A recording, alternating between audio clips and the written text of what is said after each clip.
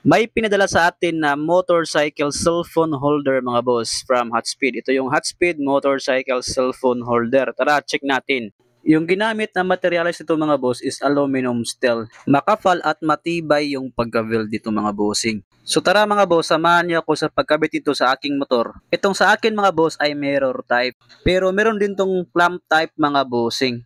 Ito yung hitsura niya kapag nakabit ito sa ating motor. Rotational din to, 360, kaya ikaw nang bahala kung saan mo to ipipwisto sa iyong motor. Kasi pwede mo naman tong marotate 360 degrees. Ang nagustuhan ko dito mga bossing is meron siyang rubber sa magkabilaang gilid, which is good para hindi magasgasan yung gilid ng ating cellphone kapag atin tong ilagay dito, lalo na kapag walang casing yung cellphone natin mga bossing. At matibay rin to at hindi maalog, kaya secured na secured yung cellphone mo dito kapag ilagay mo dito sa Hotspeed motorcycle cellphone holder. Kaya naman kung naghahanap ka ng affordable, budget meal at quality na cellphone holder, ito na yung may recommend ko sa inyo, itong Hotspeed motorcycle cellphone holder.